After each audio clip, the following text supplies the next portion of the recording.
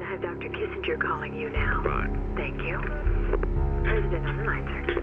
Hi, Henry. Mr. President, you in New York or Washington? No, I'm here. Oh, fine. A man with direct access to the President of the United States. He once possessed huge amounts of power. But how did he wield it?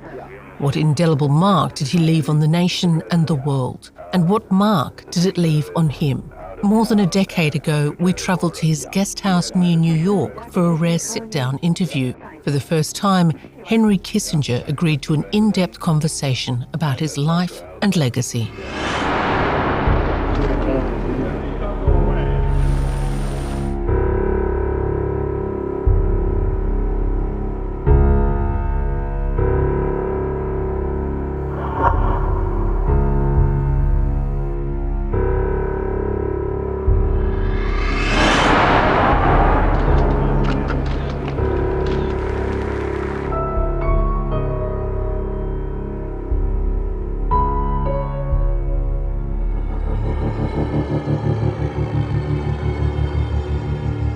During difficult times throughout history, US leaders have always relied on the advice of wise men, especially men with experience leading the country into war.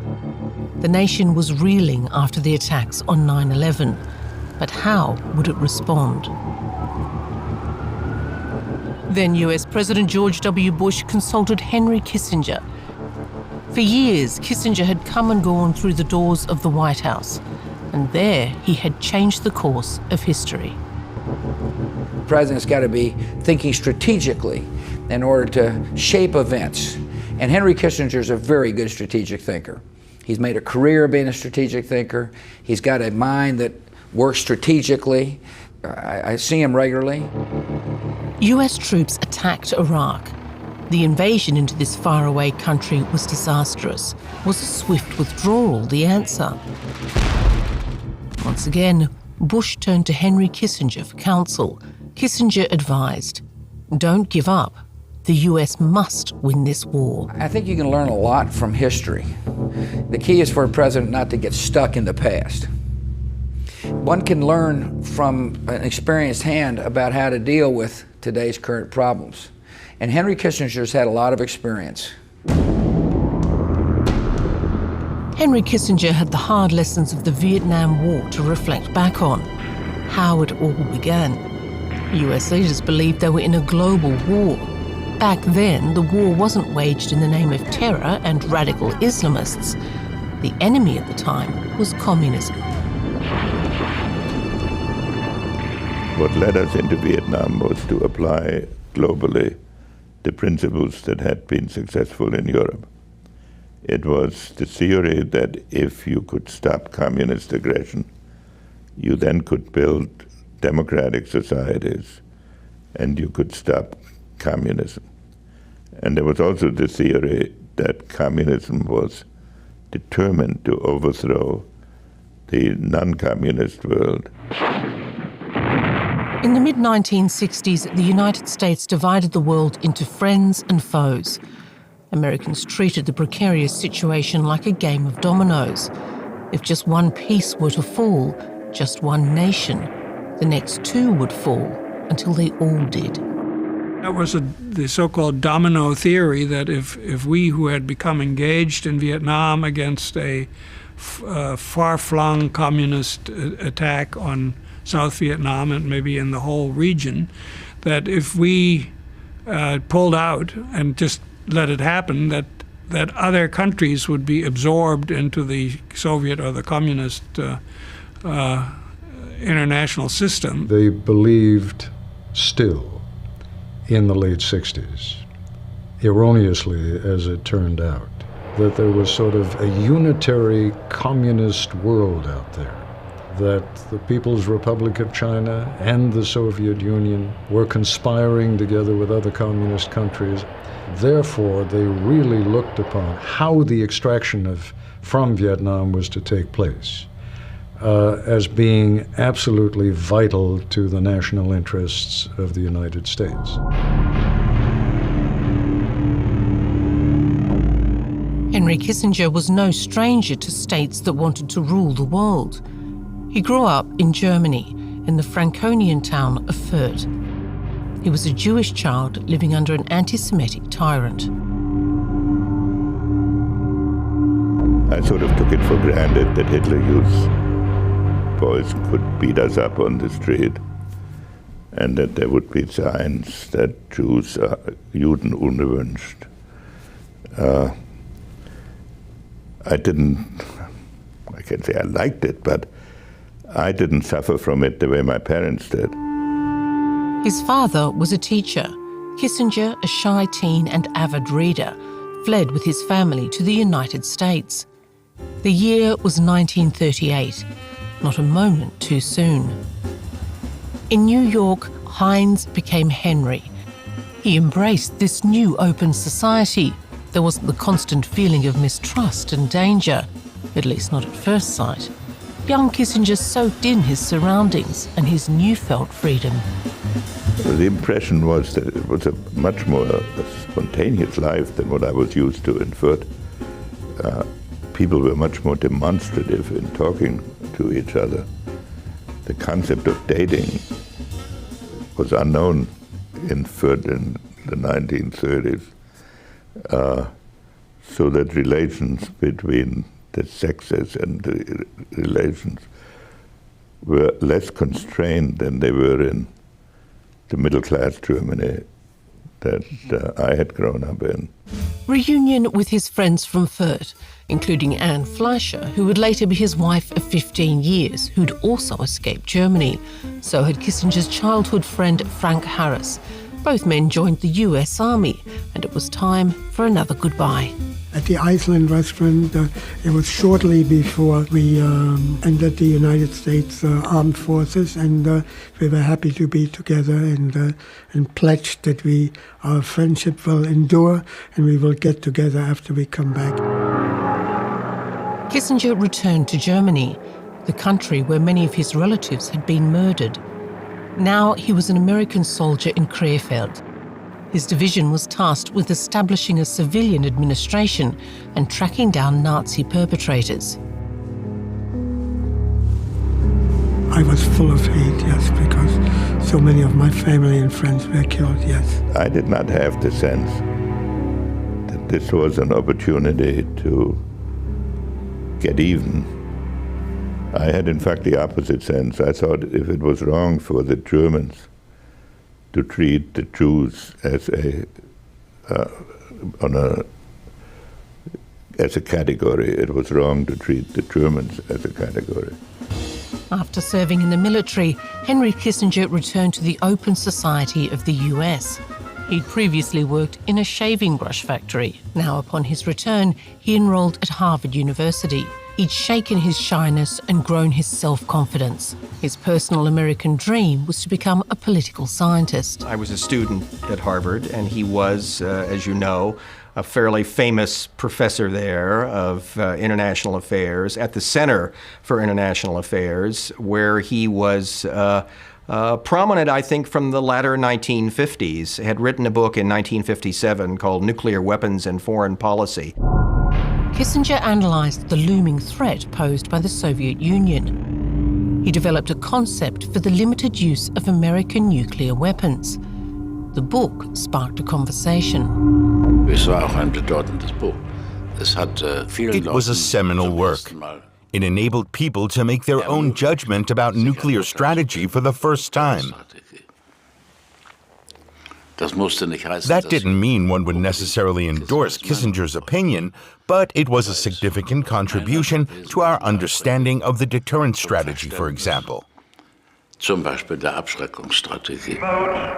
for Richard M. Nixon. In 1968, Richard Nixon won the US presidential election. Nixon knew of Kissinger through his work advising other politicians. Kissinger did not think too highly of Nixon, but he was flattered when Nixon appointed him as National Security Advisor. I enthusiastically accept this assignment, and I shall serve the President-elect with all my energy and dedication. The politician and the professor, this duo would shape world history.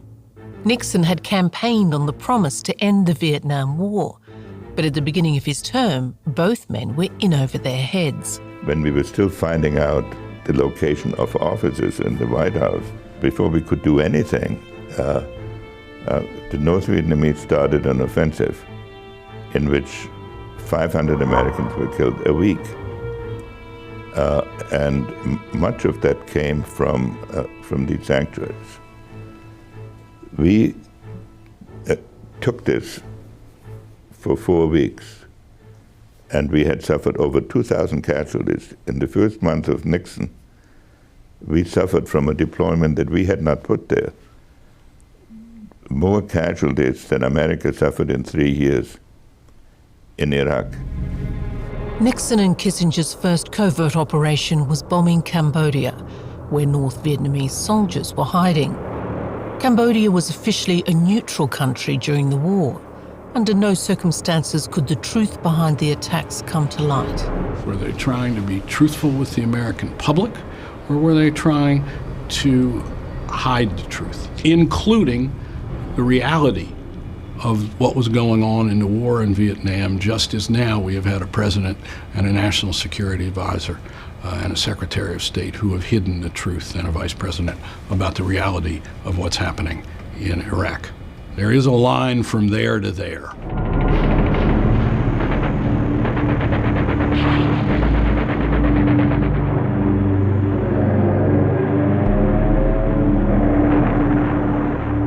We expected that somebody would protest.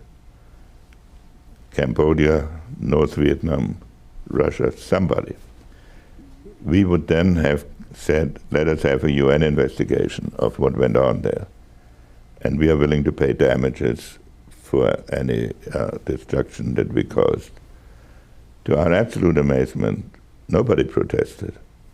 Not the Cambodians, not the North Vietnamese, not the Russians, not the Chinese. And that was the origin of the secret bombing. It was not intended to be secret, but it was a bombing that was going on to which nobody objected. And therefore, for us to volunteer this information might start a crisis that, at least on any given day, seemed unnecessary.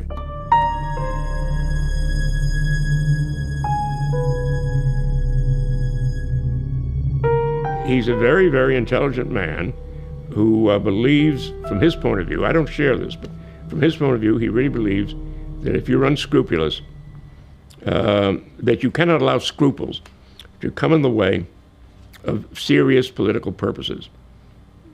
That there may be, as a practical purpose, as a practical point, you cannot be needlessly unscrupulous. I think Kissinger would probably feel to be needlessly unscrupulous would be monstrous, because it's ineffective, it's wasteful, it destroys what you're trying to achieve. But in the sense of being a little unscrupulous to make your point, I don't think that bothers him.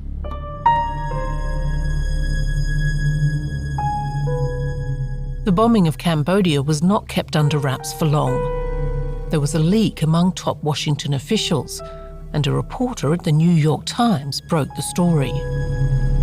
I went to 2 men who were extremely well placed, one at the State Department, one at the White House. The official at the State Department said, "Jesus H. Christ, I have no comment," but his expression said otherwise.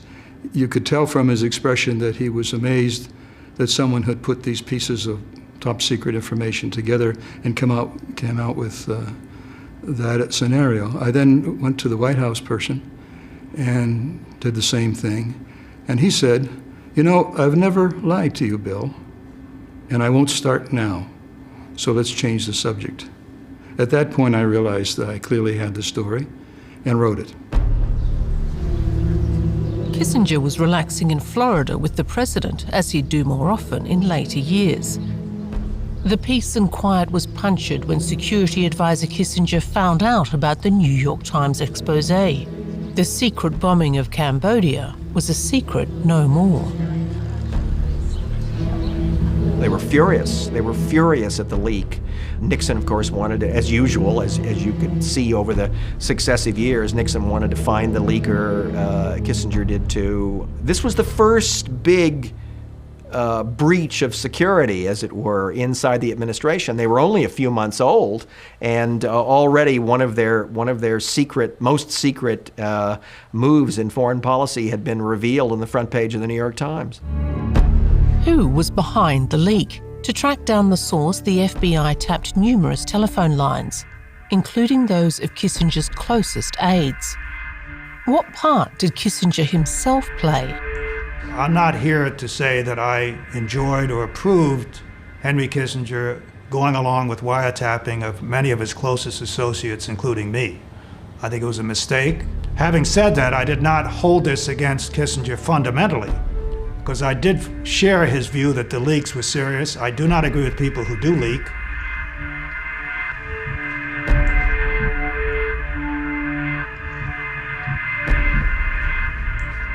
Al Haig played a very strong role in this as well. So I think Haig was the key liaison with the FBI. If there was something worrisome that appeared in them, were delivered to Henry's office, sometimes to me in Henry's absence, sometimes directly to Henry. My only role was when a leak had occurred and after an investigation had started to supply the names of the people who had access to the information. The source of the leak was never found.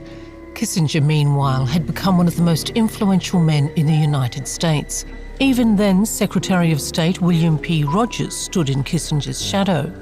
Kissinger's National Security Council shaped the nation's foreign affairs strategy.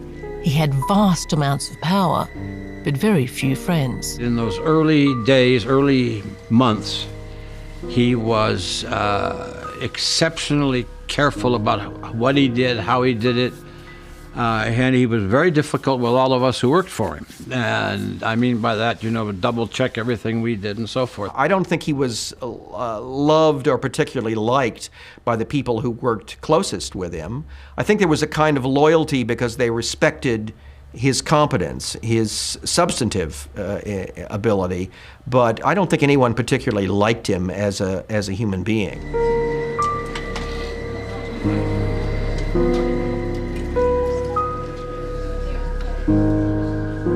He was a hard-driving, hard taskmaster, and he demanded pretty much perfection. And people I know had to do things sometimes over and over and over again until they got them just right. In July 1969, 6 months after taking office, Nixon traveled with Kissinger to South Vietnam, into the war zone. Nixon wanted to deliver on his campaign promise to end the war started by his predecessors, John F. Kennedy and Lyndon B. Johnson. But as it came time to make good on his pledge to bring the war to an honourable end, the politicians stalled. Henry Kissinger was tasked with executing the plan for afterwards, but none ever materialised. Nixon and Kissinger refused to accept defeat. Instead of ending the war, they became more deeply entrenched in it. They were taken aback by the resilience of their North Vietnamese opponents. The problem was they didn't mind losing people. And their threshold of pain was far higher than it would be for a civilized Western nation. So the only way you can succeed is to hurt them. The operation began at 6 o'clock Friday morning Saigon time, 3 hours before President Nixon's speech. Nixon and Kissinger ordered American troops to invade Cambodia. This time, the operation was no secret. The move ramped up tensions even further. Communists got word that the operation was beginning. This is Lou Davis, NBC News at Quang Loy headquarters. He was continuing the war with Nixon. Both of them were working full-time to continue that war until 72, when Nixon could get reelected. As a result, 25,000 American soldiers were killed unnecessarily, and hundreds of thousands of Vietnamese. In May 1970, anti-war sentiment reached a fever pitch. Tens of thousands of Americans took to the streets to protest the actions of the US government, Nixon and his security advisor, Kissinger. For me, it was painful for another reason. These were people I'd been, their professors were people I'd been in school with. The students were people I'd been teaching a year earlier. So what I did is they were assembled in a place called the Ellipse right in front of the White House. There were several 100,000 of them. And I would send out assistants. They were assembled by colleges. And I would send out, during the Cambodian crisis, I kept every afternoon free for the students. And I would send assistants out to bring students in for discussions. But it didn't change the intensity of the demonstrations, nor did I expect it to. Ladies and gentlemen, the President of the United States. Nixon responded with more promises. The 150,000 Americans that I announced for withdrawal in the next year will come home on schedule. And it will, in my opinion, serve the cause of a just peace in Vietnam. As the Vietnam War scaled up, divisions in Kissinger's team deepened. 3 close aides resigned. Tony Lake and I and Bill Watts, who were 3 people who resigned from the staff in protest of the invasion, did not make a public declaration of our position and did not call a press conference, simply because we thought that would so irreparably damage Kissinger inside the administration. And we thought the administration was so awful, so bad, that to destroy or to damage Kissinger would hurt the country, to weaken him. We thought that, ironically, Kissinger was our last best hope. An immigrant, a political scientist, and in some ways an outsider, held at arm's length and wanting Nixon's recognition, could he have emerged as the president's foil? Would he have even wanted that? Kissinger's boss was a complicated man who distrusted intellectuals. Like his predecessors, Nixon wanted a taping system installed in the White House. But he wanted to take it one step further. He wanted to record all his conversations with hidden recorders. An employee bugged offices and telephone lines. There were 6 microphones embedded in the president's desk, up from bottom to top. That turned out to be not a very good idea, because normally when the president's discussing things with his aides at the desk, there are coffee cups on the desk which rattled.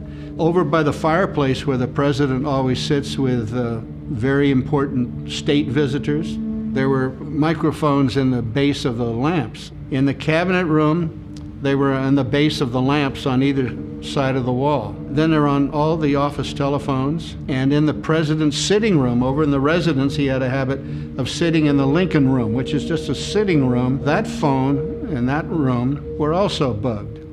And later on, he had his telephone in his little private study up at Camp David, bugged. And his office across the street in the executive office building, bugged.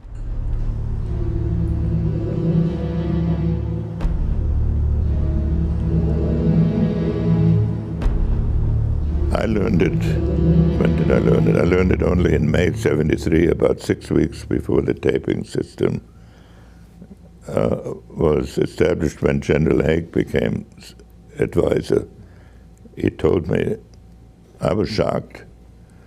But the strange thing was that at first I thought, oh, I have to be careful when I'm in here now.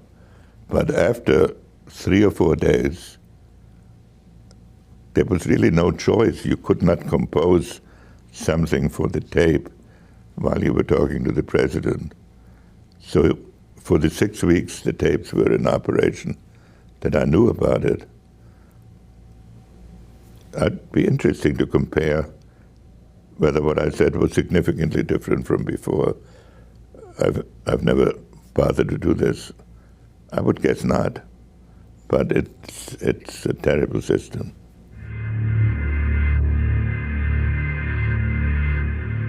Kissinger also had a deep sense of mistrust. Years later, he too recorded his conversations, and he too would lose his grip on the system. I recommended it to him. I said, Henry, it is the only way, unless you're going to write notes to yourself and then bring people into the office and say, here's what I said to him. This is the only way you can make a record of what you talked about, what you committed to, and also to remind you of, if you want to write a book later on, you've got these things here that you can pull together and get some sense of what you were doing. So he did it. One of the problems of that period is that we all kept so many records that anybody who wants to prove some point can pick out a sentence and then make that the signpost for the whole period, and without explaining the context. The wiretapping also impacted Willy Brandt. The German Chancellor implemented Ostpolitik, soothing tensions with the communist Eastern Bloc in favour of a peaceful coexistence. The approach made Kissinger suspicious, even if his recollections of that period differed from his aides. I had developed enormous admiration for Willy Brandt when he was mayor of Berlin. And he was a symbol of the resistance to the Soviet Union. And so I had very high regard for him. I don't remember him having any particularly warm feelings about him. I think he thought basically, that he was a socialist. Therefore, one had to deal with him very carefully. He wasn't wild about him, to put it mildly. He had serious questions. I don't think he admired Mr. Brandt very much. I'm being gentle. I will put it bluntly. I think he thought that Willy Brandt was a terrible mistake for the Federal Republic. Kissinger saw the German Chancellor as an adversary when it came to managing relations with the Eastern Bloc. Willy Brandt teetered the line between ally and rival. Für mich damals als Verteidigungsminister, später als Finanzminister, war eine meiner Aufgaben. One of my tasks at the time as defense minister and later as finance minister was to erase any doubts in the United States regarding Germany's reliability as an ally. I told Henry Kissinger, Willy Brandt is a decent man. You can take him at his word. And he said, I can take you at your word, but I don't know him. That was his mentality. He didn't say that word for word, but that was how he felt. Ich war mit Brandt in Washington und wir waren im Blair-Haus. I was in Washington with Willy Brandt, and we stayed at the Blair House, and Brandt spoke very openly about how little he thought of Nixon, and I cautioned him that he should be a bit more careful, that these rooms would no doubt be bugged. And he said, I don't believe that, we're not in Moscow.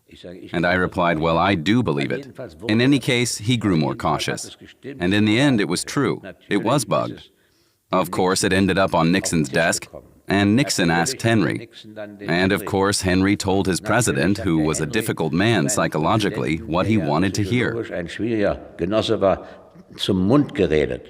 The recording of his conversation captured Nixon calling Brandt a little bit dumb. Kissinger agreed, adding Brandt was lazy and that he drank. This fellow actually Brandt a little bit dumb. Brandt is dumb. He's done when lazy. He drank some soda.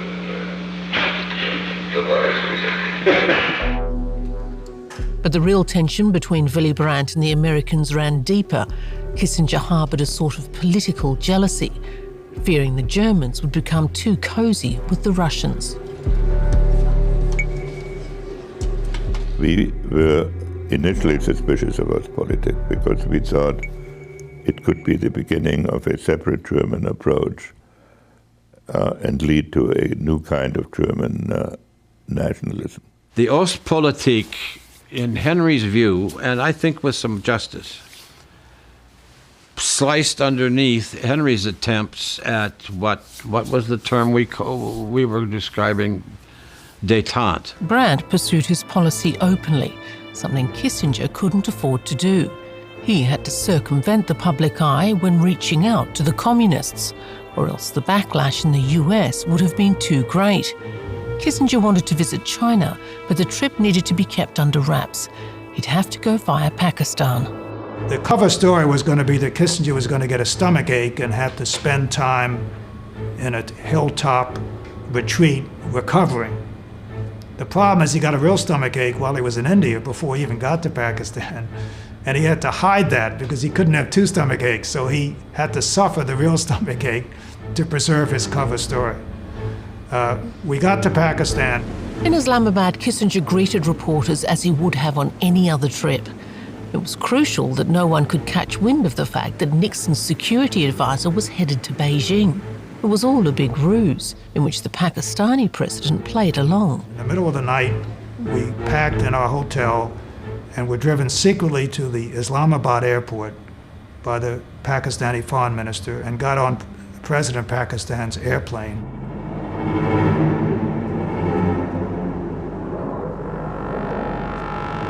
The most dramatic point in my entire life, I think, was that first secret airplane trip from Islamabad to Beijing, because we flew by K2, the second highest mountain in the world. Beautiful morning, the dawn coming up and the snow glistening. None of the world knew where we were except for very few people. We were about to meet the Chinese, and Zhou Enlai in particular, that we had not seen for 22 years. So you had the huge historical and geopolitical ramifications. You had the James Bond secrecy dimension. The China that Kissinger landed in seemed diametrically opposed to the United States, a closed society driven by the ideological directives of a despot at the pinnacle of power.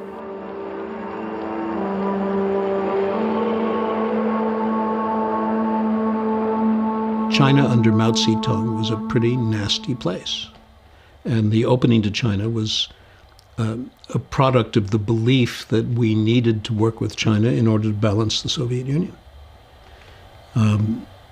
That was realpolitik, and a very important example of it in terms of Henry Kissinger's history. Months later, Nixon made an official visit to Beijing. Nixon going to China represented a complete turnaround in one of the central tenets of American foreign policy throughout the late 1940s, all of the 1950s, and essentially all of the 1960s.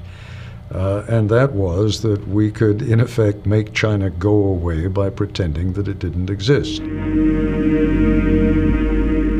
Kissinger's back-channel diplomacy paid off.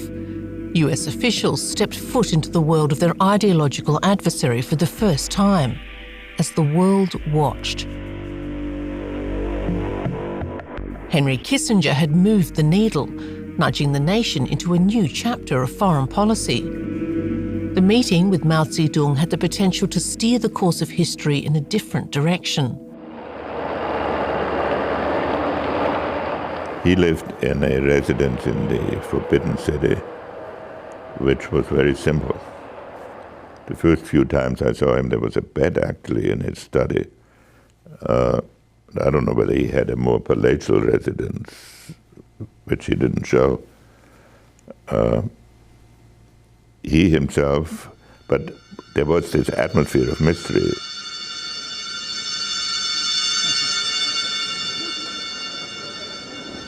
He had a very sharp, strategic mind. Of course, he's also responsible for more crimes and for more deaths than any other contemporary leader. So the fact that he had a superior intellect is no justification or doesn't excuse what he did in domestic politics. But as a strategist in foreign policy, he was extremely impressive. But Kissinger had other ideas in store. China was part of a greater plan for him. Remove China from the complex of foreign policy issues that we had to view as as closely related to the Soviet Union. It broke that relationship clearly, publicly. It gave us an opportunity to play the Chinese against the Soviets and vice versa. Ahead of Nixon's May 1972 visit to Moscow, Kissinger arranged the details in the background. Americans' misgivings about the Soviets were too great, and besides, Nixon wanted the spotlight fixed on him. But the superpowers were still tangled up in a bitter proxy war in Vietnam, one the US was in danger of losing. The optics were critical.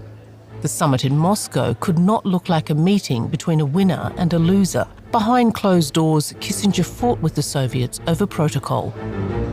They had agreed to continue the summit, despite the fact we were then bombing around Hanoi and Haiphong, their supposed allies. So we had a special session in the dacha, country home of Brezhnev, in which I was involved, just a few of us, with the 4 Russian leaders. And Brezhnev and the others lectured Nixon for 3.5 hours mercilessly on our terrible policies in Vietnam and how we ought to get out, and the mood was very testy.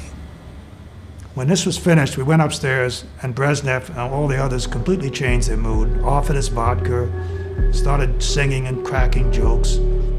They had obviously done this session so they could send the transcript to Hanoi to show how tough they were.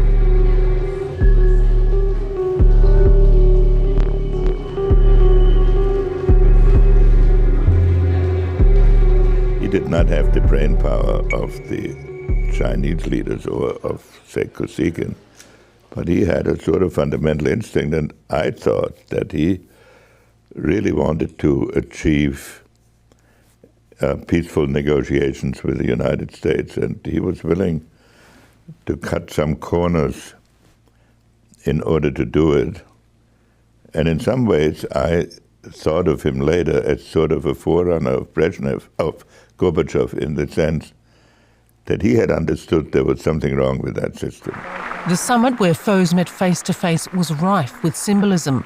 But in reality, it came down to the withdrawal from Vietnam and nuclear warheads.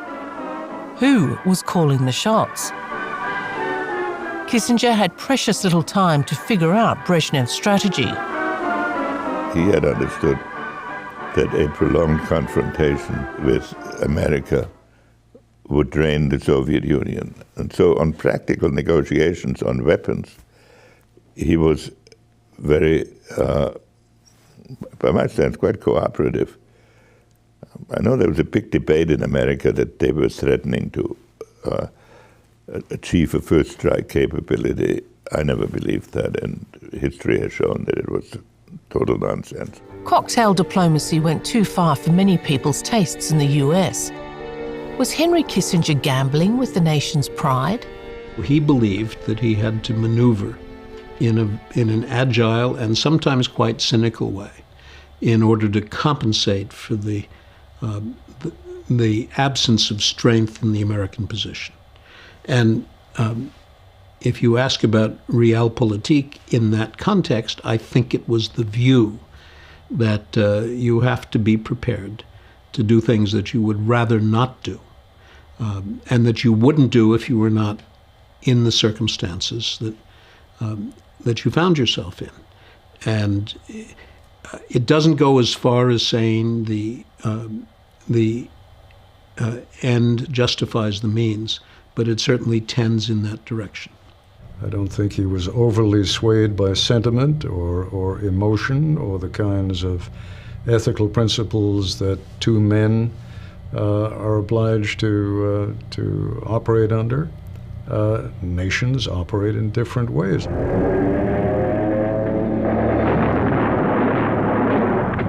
The summit in Moscow did not bring an end to the Vietnam War. Increasingly desperate, Nixon and Kissinger steeled themselves against the possibility of defeat. They threatened their enemy with bombs, as they'd done in previous years.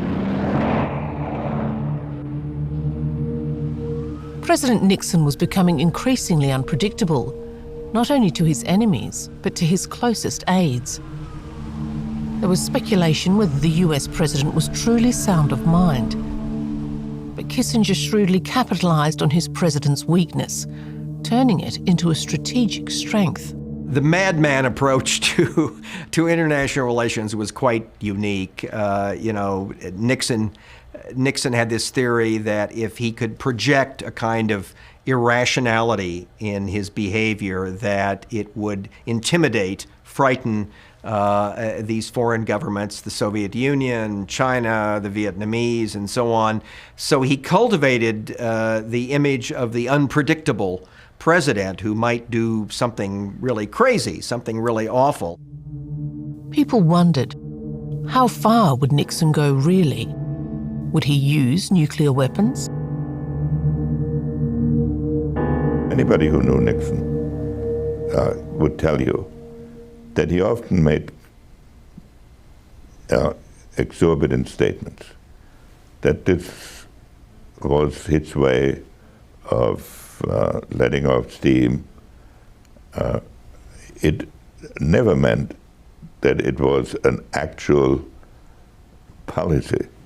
So it's not hard to go through all these telephone conversations which he left behind and find that he made some grandiloquent statement. A furious Nixon spouted threats. He wanted to wipe out dikes, power plants, cities, even entire countries. Kissinger dutifully reassured him the American public would understand. I'm not talking about bombing passes. We're going to take out the dikes, we're going to take out the power plants, we're going to take out Fremont, we're going to level that bomb. Mr. President, it was next year. I think the American people would understand that.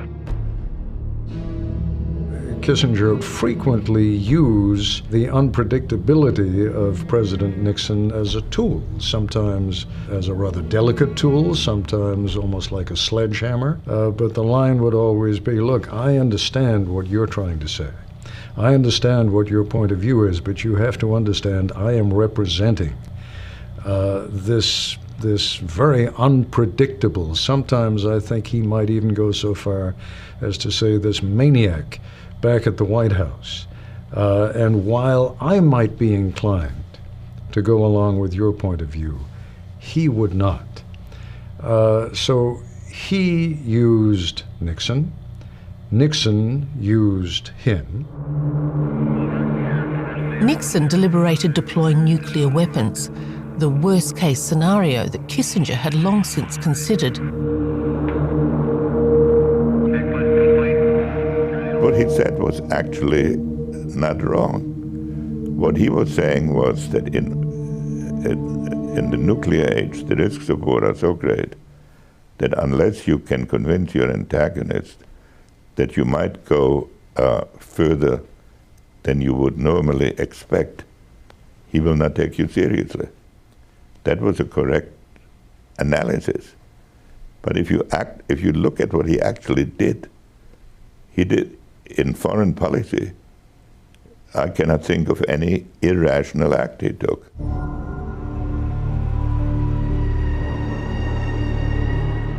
The nuclear warmongering did not seem to intimidate the North Vietnamese. Kissinger travelled to Paris, at first covertly and then repeatedly for peace talks. The negotiations carried on for years, much like the war in the Far East. I was directly involved in the first secret negotiations. By the end of 1969, the beginning of 1970, we had a basic agreement on a withdrawal schedule for both the North Vietnamese and the United States, a kind of coalition arrangement with South Vietnam, sharing power with the Viet Cong in a kind of what we called a leopard spot arrangement in South Vietnam, where they controlled part of the territory and the South Vietnamese government the other part. We could have ended that war by the middle of 1970 if it hadn't been for the Cambodian coup and the invasion. When you have 550,000 troops involved, and you have already lost 35,000, you can't just turn this off like a television set and say we don't care about the people who, in reliance on our word, have cast their fate with us. And just technically, how to get 500,000 people out of a country. If you think of the problems people have now evacuating a few hundred people. So we thought a systematic retreat while strengthening the people whom we had supported was the necessary course. And in fact, I think there was no other course. The Americans pictured the war ending in triumph. Instead, they were dependent on the goodwill of their enemies and Kissinger's negotiating counterpart, Le Duc Tho. The superpower was humiliated. Kissinger had to give his all to package the defeat as the honourable withdrawal that had been promised. It was not a pleasant experience because their strategy was to break our spirit. Their strategy was to maneuver us into positions in which the demoralization of the American party politic continued. And they were extremely skillful at this.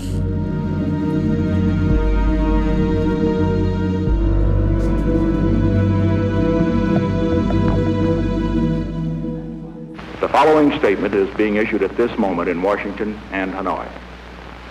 At 12:30 Paris time today, January 23, 1973, the agreement on ending the war and restoring peace in Vietnam was initialed by Dr. Henry Kissinger on behalf of the United States and Special Advisor Le Duc Tho on behalf of the Democratic Republic of Vietnam. The US lost the Vietnam War, but Kissinger, the diplomat, somehow eked out a victory. He and Le Duc Tho were awarded the Nobel Peace Prize. Nothing that has happened to me in public life has moved me more than this award. When I shall receive the award, together with my old colleague in the search for peace in Vietnam, Le Duc Tho. Le Duc Tho declined the award, saying the US had violated the agreement and peace had not yet been established. Henry Kissinger caught word that protesters awaited him in Oslo and sent the US ambassador to the prize ceremony instead. As Kissinger and Nixon were ascending in power, the downfall was drawing near. The slip-up happened amid Nixon's presidential campaign in 1972. The Republican incumbent was running for his second term, and odds of him winning were fairly high. But his distrust of his Democratic opponents clouded his judgment and regard for the law. 5 men broke into the campaign office of the Democrats at the Watergate Hotel. They searched the rooms, installed bugs, and were caught red-handed. The trail led back to officials in the White House administration. Henry Kissinger had nothing to do with the break-in at Watergate. What Watergate was about is an extra-constitutional and criminal presidency. When I became aware of the extent of it, which was very late in the game, I called an old associate of Nixon's who had been advisor to Eisenhower and said, "How could this happen?" And he said some fool went into the Oval Office and did what he was told. The wiretapping system was Nixon's undoing, proving he knew of the blackmail by the Watergate burglars. $1 million? Nixon said that'd be feasible, even in cash. I would say these people are going to cost $1 million over the next few years.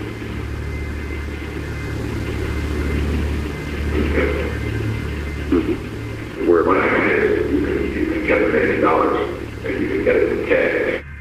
And one reads these dramatic statements. Those who knew Nixon well knew that these dramatic statements meant nothing, that you had to go back after a few hours, or preferably the next day, and you owed it to him to give him that chance. But some people didn't.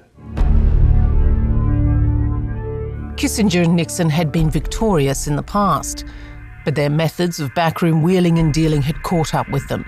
Kissinger watched how Nixon talked his way into trouble, digging his own grave.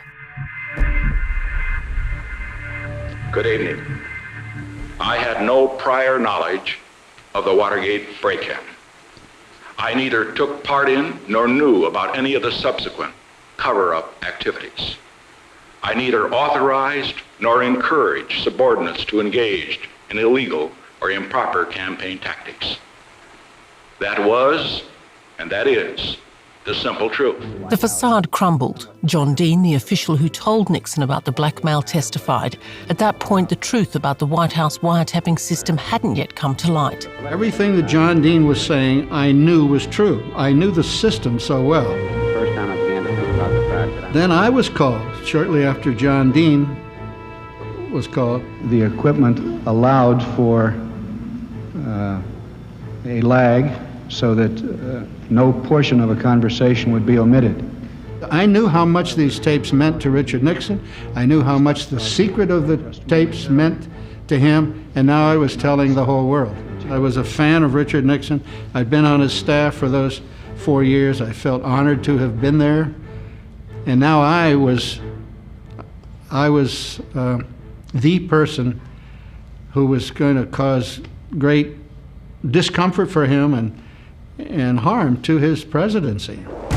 As the walls caved in on Nixon in the US, a foreign policy crisis was mounting abroad. In October 1973, Syrian and Egyptian troops attacked Israel. Nixon knew that the Yom Kippur War was a direct outgrowth of Watergate, where the Russians felt he was so preoccupied they could do what they did.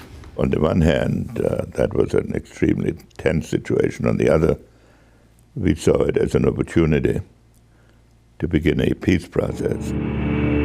Kissinger organized an airlift to send military supplies and weapons to Israel, a US ally. When Israeli forces successfully encircled Egyptian troops, Egypt called on the Soviet Union for aid. If Moscow were to send its own troops, the Middle East conflict would become a showdown, bringing the Americans and the Soviets into direct conflict. A crisis team met in Washington to discuss next steps. A full-on clash between the two superpowers seemed inevitable. When we met on the night the president was in the residence, General Haig, who was his chief of staff, would go from our meeting back to the residence. And I discussed this with the president. He said he wanted to know where Henry stood. I said, you know where he stands. He's in lockstep with you. There was no question about it. Henry was, he knew his president and he knew what was right. Nixon was not there that evening. Rumours swirled about his drinking habits, that the Watergate investigations were rendering him incapacitated. Why the president decided to absent himself on that evening is a question that I cannot answer. Al Haig said, go ahead with the meeting. I'll keep him informed. And that's what we did. All eyes were now on Henry Kissinger and his inner circle. How would they counter the measures threatened by the Soviets? What I do remember was that Al Haig and Henry came to the conclusion that we should raise the alert level. We sent out an order to all U.S. forces around the world to put them on alert, because we knew the Soviets would see all of the additional message traffic going out and know that we were serious. The United States Defense Readiness Condition, or DEFCON, was set to level 3. The world was inching closer to a nuclear showdown. Were the Americans bluffing? The Soviets got the message and did not send their units to the Sinai Peninsula. The deterrent strategy of Kissinger, the former Harvard professor, won out. What we attempted to do in the Nixon administration was to make more precise calculations of the penalties and rewards that needed to be assembled in each situation.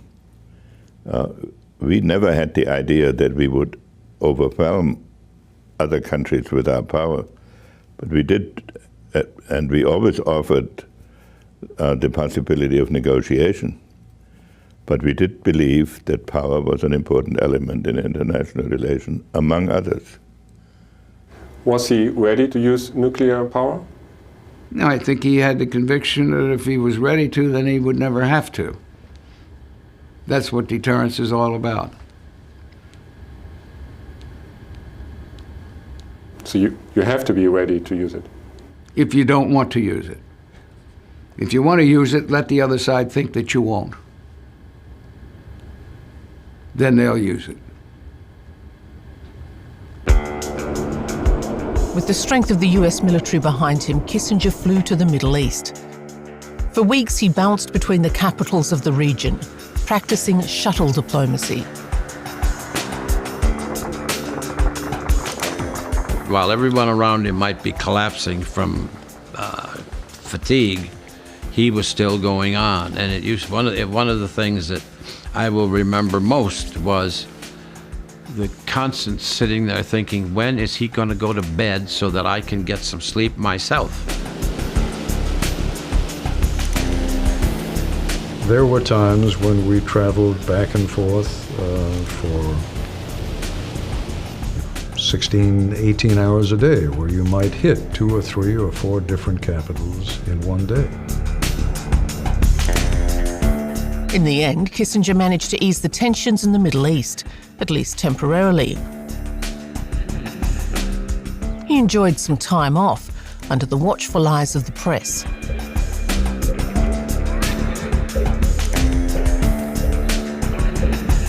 And armed guards.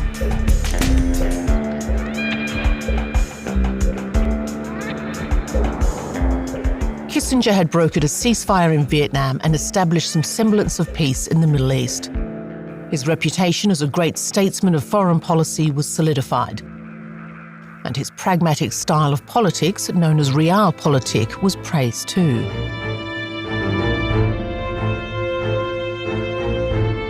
What realpolitik consists of is you make every agreement that's to your advantage, and you discard every such agreement the moment it ceases to be to your advantage, to the degree you're able to do it. That's what makes it realpolitik.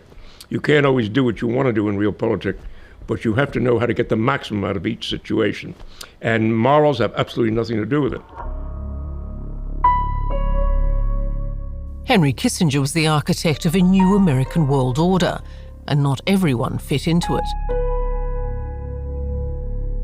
One example was Salvador Allende, a socialist politician in Chile. It all came to a head in the fall of 1973, during the Watergate affair and the crisis in the Middle East. But the story began 3 years earlier with Allende's candidacy for the Chilean presidency. Nixon feared Allende would be a new Fidel Castro. For Nixon, the phenomenon of Castro was a particularly emotional issue because he believed he was defeated in 1960 because of the fact that Kennedy was freer to talk about Castro than he was, being vice president and knowledgeable of what was being done. So he believed he was defeated because of Castro's existence. Then in 1962, he felt he was defeated for governor in California because the Cuban Missile Crisis occurred at the precise moment of the election, so that to prevent the emergence of another Castro was an article of faith with Nixon, and an issue in which he was more active than on any other single issue that I dealt with him. It was a Nixon nightmare scenario. In 1970, Allende was elected president with a razor-thin majority. White House officials got to work to prevent Allende's inauguration. Well, we didn't mind the thought of Allende not being elected. He was a leftist. Some of the recent writings that have come out of the KGB, right out of their files, have confirmed that he worked for them. Was paid by the KGB. What was your plan regarding Salvador Allende? Now, this is an issue that your viewers will have to to read up on, because there are few issues which have been so misrepresented. Well, that's why I'm asking. Yes, but to get into it, to briefly put, first of all, I did not have a personal plan on what to do about Allende. This was one issue in which Nixon gave direct orders to the intelligence community, although I certainly didn't oppose it. Throughout his tenure, Nixon had worked closely with Kissinger to coordinate covert plans in foreign policy, including CIA operations. The same was true for Chile. Nixon was determined to prevent the emergence of a second Castro in Latin America at all costs.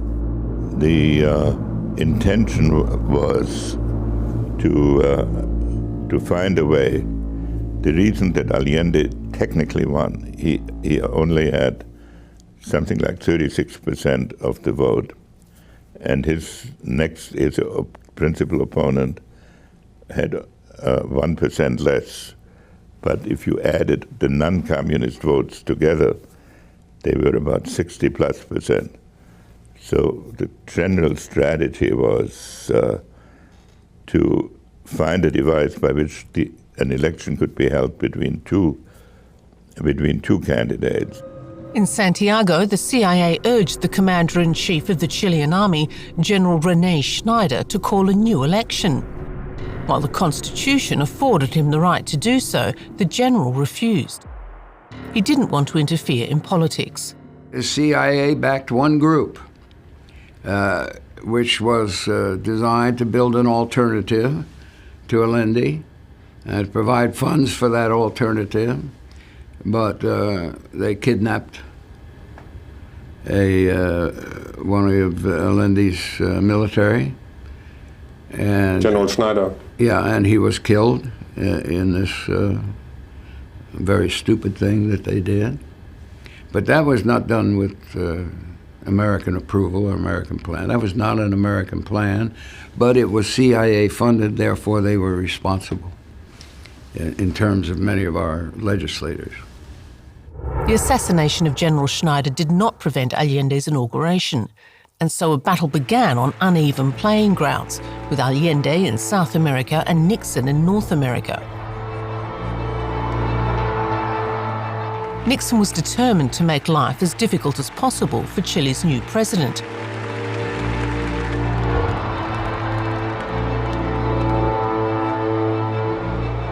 Allende wanted to nationalize US corporations. It was a struggle from afar. I think we gave some sort of assistance to workers who were going on strike for this or that or the other and so on, just to increase the problems that Allende had in governing the country. There was a lot of what I call covert activity done by the Central Intelligence Agency. And there had been some previous historic events in Latin America where that activity was quite successful. It wasn't in the Nixon administration, it was actually in the Eisenhower administration or earlier administrations, where covert action brought about a successful outcome, prevented a communist takeover. That happened in Brazil on occasions, it happened in Guatemala. And so that was the kind of activity that the CIA was looking at, and we had special organizations to deal with that. Covert actions are pursuant to American policy.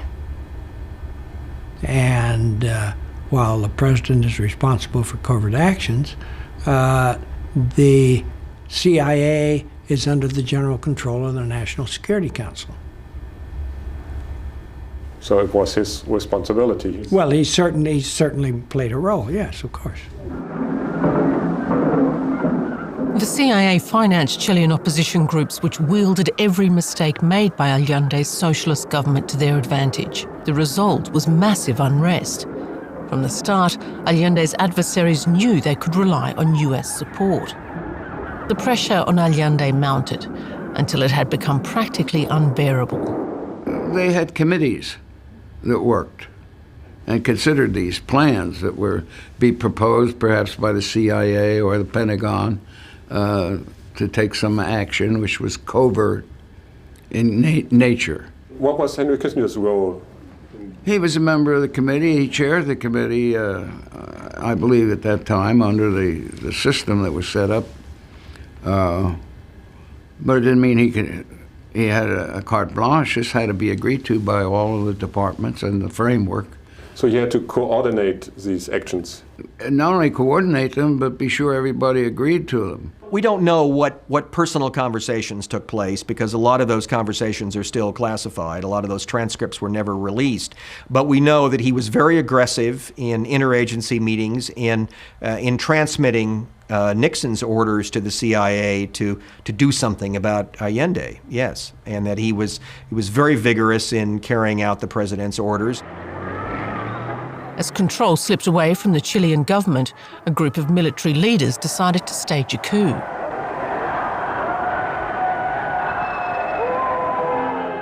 Fighter jets from the Chilean Air Force bombed the presidential palace. I can only urge your viewers to read some responsible book on the subject and not to get into the fine points and misrepresentations that have been that have characterized this debate. But let me ask a more general question. Chile was a sovereign state. Why was it important for the United States at this time to... Because we had just seen missiles put into Cuba in '62, and in that very month, a Soviet submarine base was being built in Cienfuegos in Cuba, because Latin America, Argentina was in near civil war conditions, and the belief was, as it had been in previous administrations, this was not an invention of President Nixon. Presidents Kennedy and Johnson had pursued exactly the same policy, only they had done it more effectively in the electoral period. And that was the issue, as far as we were concerned. But that's as much as I will say on this subject. So there's no sense pursuing it.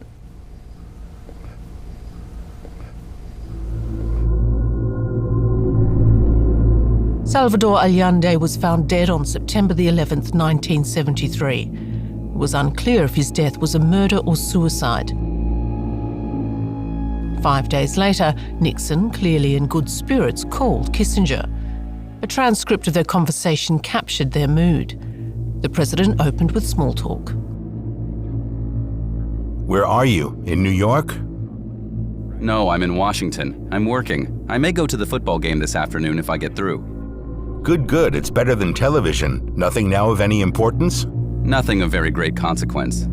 The Chilean thing is getting consolidated, and of course the newspapers are bleeding because a pro-communist government has been overthrown. Isn't that something? I mean, instead of celebrating, in the Eisenhower period we would be heroes. Well, as you know, our hand doesn't show on this one, though. We didn't do it. I mean, we helped them, created the conditions as great as possible.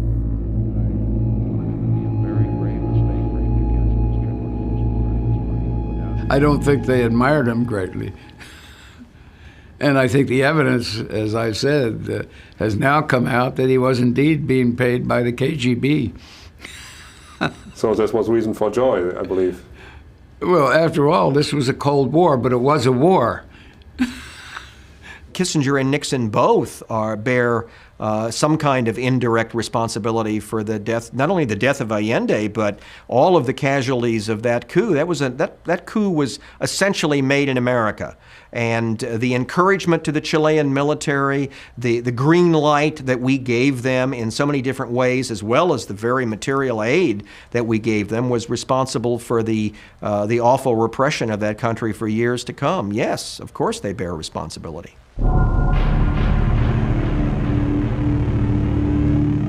After the coup and Allende's death, General Augusto Pinochet headed a military dictatorship. Thousands of citizens were arrested, tortured, and made to disappear. Years later, in 1976, Henry Kissinger flew to Santiago, a cordial encounter.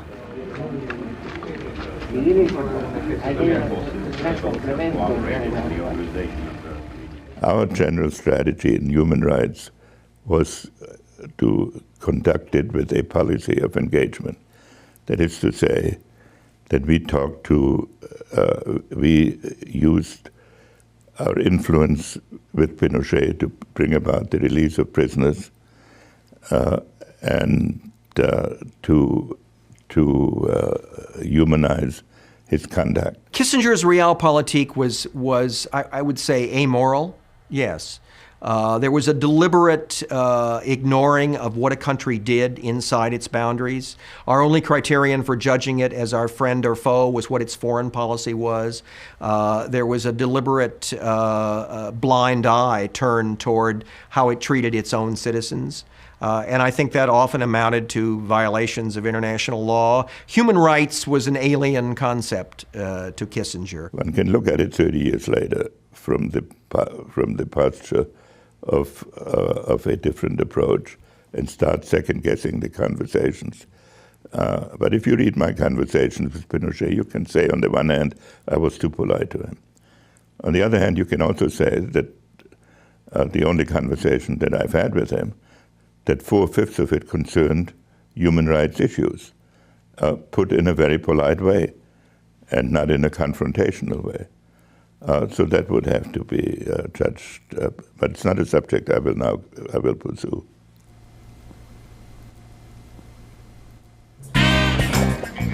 Headlines depicted Henry Kissinger as more than a politician.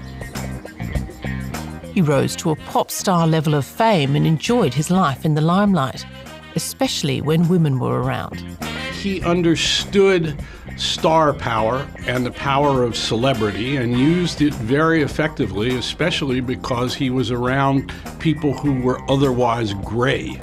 And he really knew how to use it, how to milk it. He always used to say that power is the ultimate aphrodisiac, that by being powerful, people are attracted. I think that's true. They were immensely jealous of him. You know, here were these hardworking bureaucrats, married families. They had marriages that were 10, 15, 20, 25 years old. They were conceivably a little bored with their marriage. And here's Henry gallivanting around, their age, but gallivanting around, going out with a beauty like Jill St. John, going out with other women, a figure of gossip.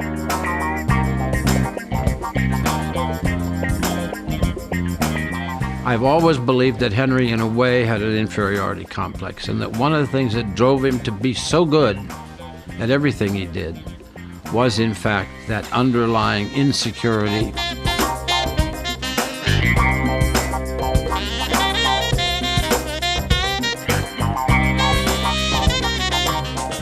That's not a subject. Assuming we enjoyed, as our relationships, it was mutually agreeable. And I don't know in what way it was unusual. And it was certainly done discreetly. But it was. And I was not married at the time. Okay. But you enjoyed this society? Well, if I did it over some months, I obviously must have enjoyed it within limits. But let's go to another subject. Okay.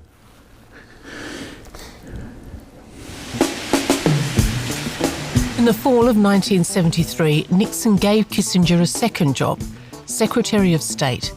Months later, he got married for the second time to a smart, wealthy woman also working in the political sphere.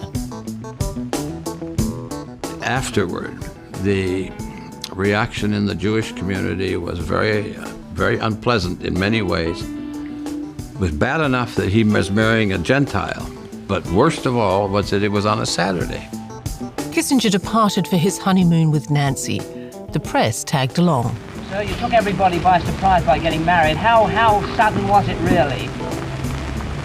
We've been planning it for several weeks.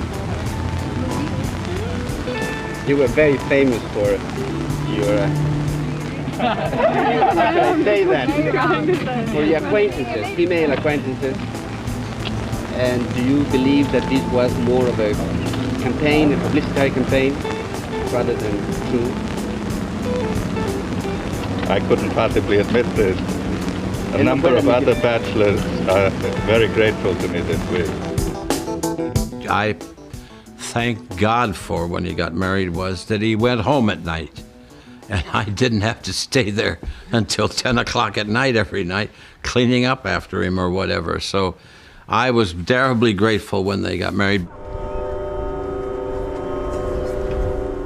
It was a lull that didn't last long.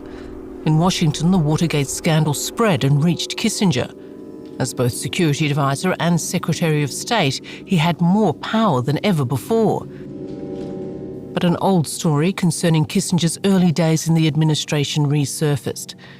It was about the secret bombing of Cambodia and how the phones of close associates and journalists were subsequently tapped.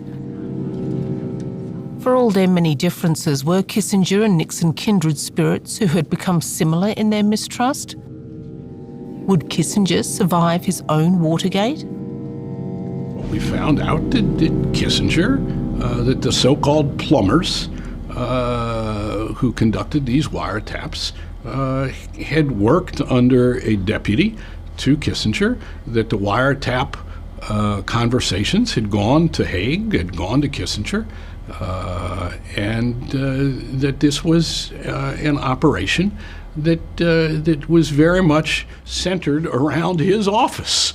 The bad stuff about him, all the ugly stories, the wiretapping, the particularly ugly stuff in Chile with Allende, the this, the that, all the terrible stuff came out bit by bit over the years and inspired an enormous wrath in among members of the left who were looking for a villain. And he then became Dr. Strangelove for a lot of people. On one of his frequent trips across the Atlantic, Kissinger decided to push back. During a press conference in Salzburg, he faced down his critics. The press got to know a different side of Kissinger, one that was more direct and far less charming. The implication that my office was spending its time reading salacious reports about subordinates is a symptom of the poisonous atmosphere that is now characteristic of our public discussions. I do not believe that it is possible to conduct the foreign policy of the United States under these circumstances, when the character and credibility of the Secretary of State is at issue. And if it is not cleared up, I will resign. But Secretary of State Kissinger did remain in office, even as President Nixon stood on increasingly shaky ground. One day he's going to resign, the next day he was not, then he was, then he wasn't. And, you know, he knew that he couldn't govern. On August the 7th, 1974, Richard Nixon resigned. All the lies of the last months had caught up with him, weighing too heavily on him. But before Nixon announced the news to the public, he called his loyal aide for a final talk. He called me around after dinner and asked me whether I'd come over. And he was all alone.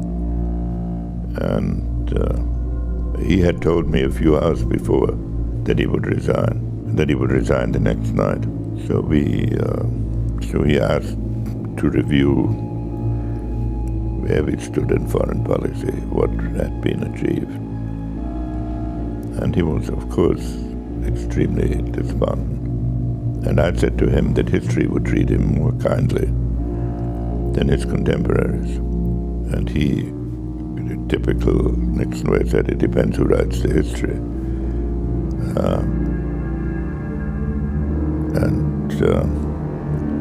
When I left, he suggested we say a prayer together. was perfectly natural.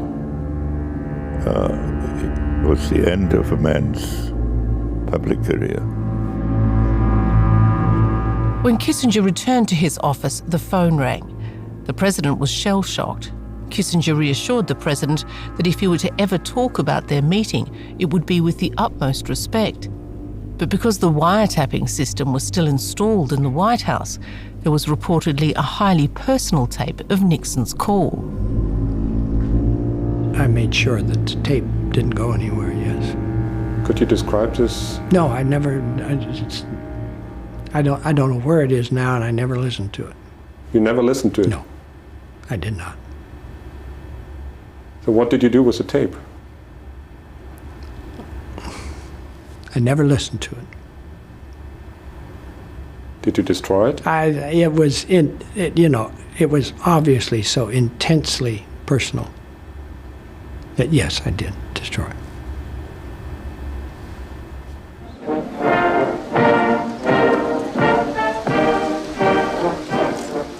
It was the end of a presidency and a historic working relationship. Nixon's departure was critical for Kissinger because it meant he'd lost his most important shield from public criticism.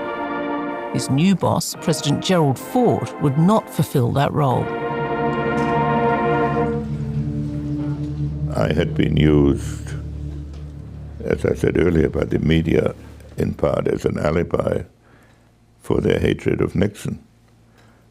But that safety net disappeared. And in fact, I became, as a survivor of the Nixon period, a natural target.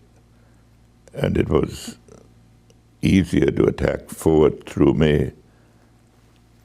So that was a reversal. I became a normal political figure. Just a normal Secretary of State accompanying his new president on a normal state visit to Indonesia? But at the end of 1975, the stakes in Jakarta were unusually high. Portugal had just ended its colonial rule in neighbouring East Timor, sparking unrest. President Suharto planned to invade the peninsula. How would the US react? While we were there, the Indonesians told us they would probably move into Timor. And it is always presented as if we could have stopped them. We were in no position to stop them. They didn't ask us for our approval. And we viewed it as similar to the Indians taking Goa. But it was not a very well considered. This came up unexpectedly in a conversation, most of which was handled by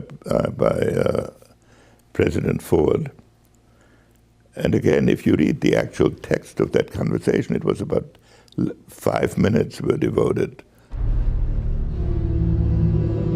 The secret minutes of the meeting revealed Indonesian President Suharto asking Ford and Kissinger for support. We want your understanding if we deem it necessary to take rapid or drastic action. We will understand and will not press you on the issue. We understand the problem you have and the intentions you have. You appreciate that the use of US-made arms could create problems.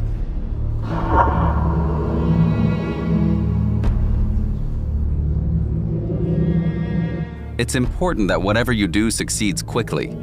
We would be able to influence the reaction in America if whatever happens after we return. This way there would be less chance of people talking about it in an unauthorized way. The president will be back on Monday at 2 p.m. Jakarta time. No sooner said than done. The first reports of the bloody invasion into East Timor were broadcast on US television just 15 hours after the politician's return. Kissinger and Ford would have had to have said at that point, you must not do this. We will embargo you. We will cut you off. But of course he didn't get anything like that. He got a nod.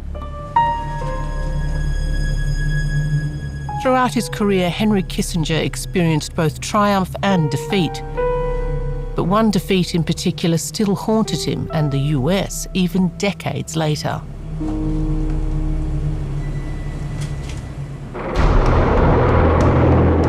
Saigon, South Vietnam, April 1975. Kissinger's peace agreement was moot. The North Vietnamese took Saigon. Americans and South Vietnamese allies frantically left the city.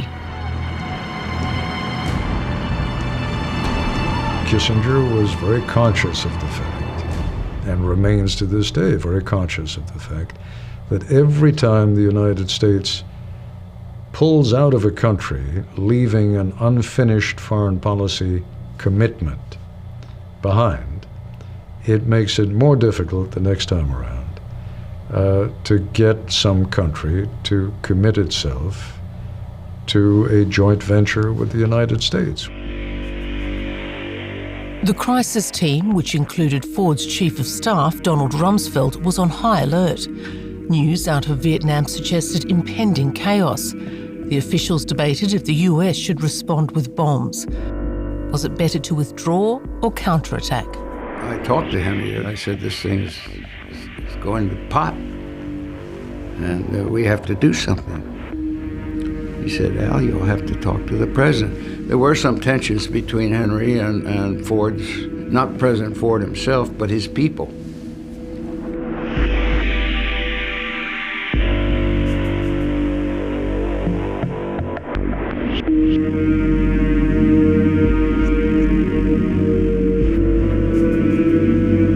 We felt that after all this effort, that the least we could do to the South Vietnamese, with all their imperfections, was not to cut off aid. He understood why we could never send troops back in.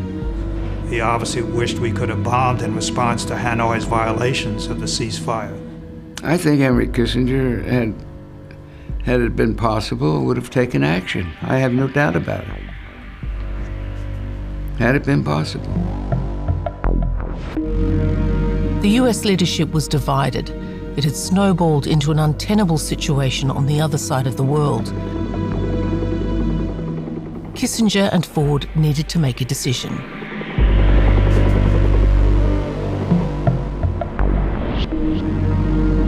At one point, when it was beginning to collapse, I can remember talking with Henry, and he said, Larry, it's gone too far. We can't salvage it. It is best now that we get out as quickly as we can. On April 30th, 1975, the last American troops left Vietnam. I just need to get people on buses. Women and children to the front, gentlemen. I think Vietnam has cast a shadow over American policy ever since. Now, unfortunately, the same issues that arose in the context of Vietnam have been renewed in the context of Iraq. There are some parallels, but they are not really substantive similarities. They're substantively very different. This is an ideological struggle that's steeped with global potential, and which is far more serious than Vietnam. I'm very much afraid that the sense of failure in Iraq will do for the next 25 years what the sense of failure in Vietnam did for the last. The limits to a world power. Time and time again, Kissinger had succeeded in pushing them as far as they would go. The controversial diplomat led the US down paths it had never gone before. But the failure in Vietnam held a mirror to America's limitations, at least temporarily. If you only deal with the elements of the current situation, you're doomed to stagnation, and you learn only complexities and not opportunities. And so the art of statesmanship is to have objectives that are at the limit of a society's capacity. If they go beyond the limits, then they will fail. If they don't reach the limits, then one has not reached all one's opportunities. And how to balance this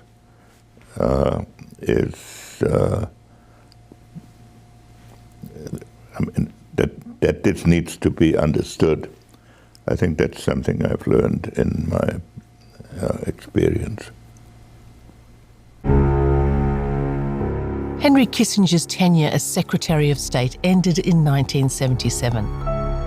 But his decisions and doctrines continue to shape the United States and the world to this day.